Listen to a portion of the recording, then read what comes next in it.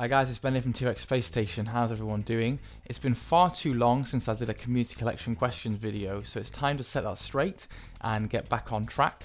If you've not played this before, this is basically a community tag response kind of thing where I mention certain types of video games, and the idea is to get you guys to show games from your collections that you maybe don't talk about that often, or really just to share the things that are in your collection so that everyone on YouTube can see them. So without further ado, the first question is show an on-the-rails shooter. And I've started off with a Wii game. You know I love collecting for the Wii. And this is House of the Dead 2 and 3 Return. It's awesome because it's technically 2 games in 1.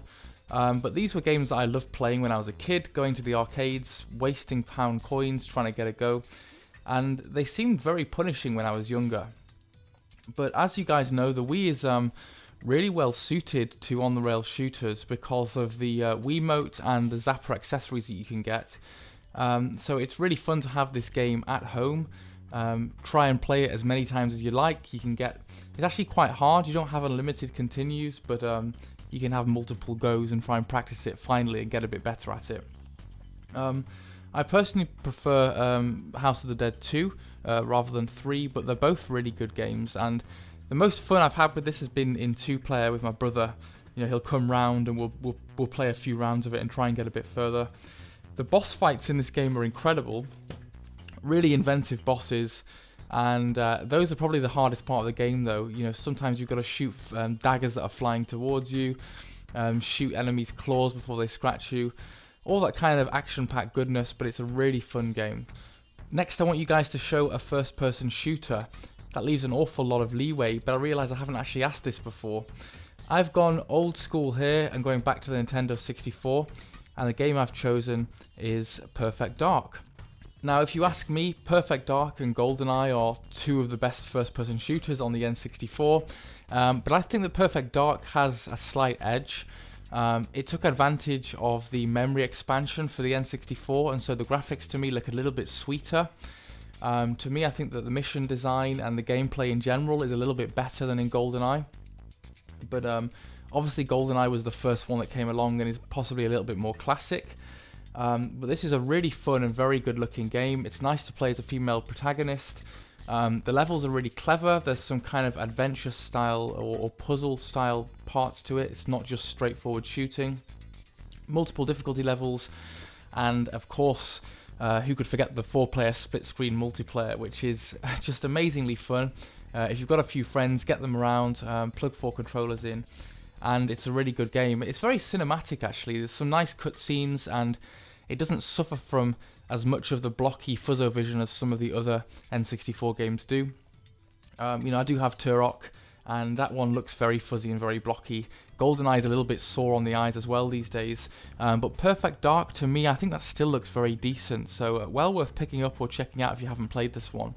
Third game I want you to show is an open world game. Now these are games where basically you don't have to do things in a linear way, you can explore as you wish to, maybe there's lots of side quests and branching story.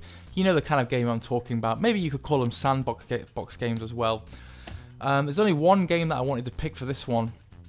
I can't stop talking about Horizon Zero Dawn. I got this for my birthday in December, and a lot of people said this is their best game of 2017, and I can completely understand why. It's such a beautiful world that they've created. It feels really realistic. The weather effects, the bushes, the plants, the trees, the skyline, all of it is so beautiful and immersive.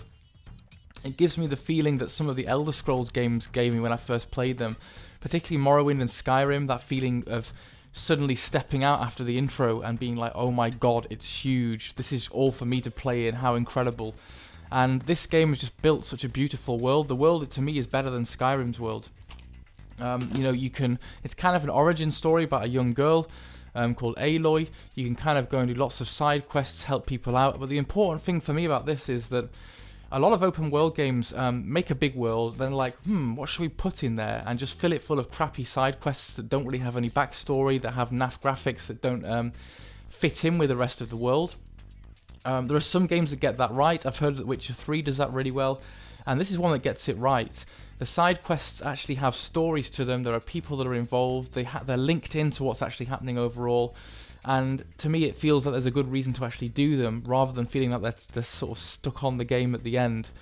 So I've been noodling around doing lots of side quests, crafting new weapons, taking down gigantic robot dinosaur creatures. It's a really unique concept for a game. It feels like you're playing sci-fi, because it's basically an imaginary world in the future where humans have actually regressed back to a tribal type structure, but the technology, dinosaurs and robots and things still lingers on from previously, and it's just so remarkable. Okay, fourth game I want you to show is a game which you play as an animal. So this can be a fictional animal or a real life animal, but you're not playing as a human character here. You got to pick some kind of animal, and of course, you feel free to pick one of the Sonic the Hedgehog games. You got a lot of scope with that. I have gone for a Mega Drive game, but it ain't Sonic. I've gone for Flicky, which I'm sure you guys will have heard me talking about before. I really enjoy this game.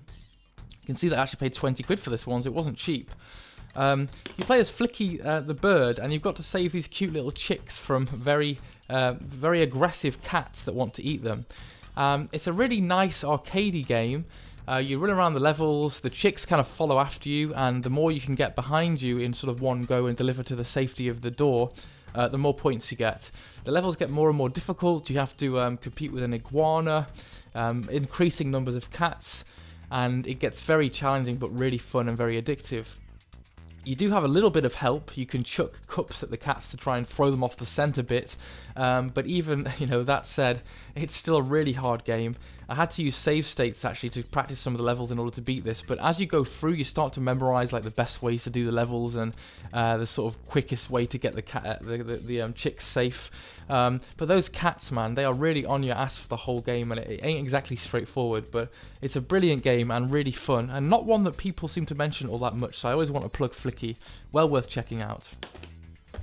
And finally, I want a violent game. Now this might be a beat 'em up game, it might be a game with lots of gore in it, it might be a game that involves imaginative ways of killing people. It could be a brawler or a fighter, whatever, first person shooter. A lot of scope for this one. So many games have delicious levels of violence in them. Again, I'm going to pick a game that I have talked about quite a bit before. I own this game in so many different iterations, but this is The Godfather, and this is the Black Hand edition on the Wii. I've also got it on the PS2 and the Xbox 360. This is just, if you like GTA games, I think this is a no-brainer to pick this up, but it has so much more than, say, the first few GTA 3D games have. It links into the film.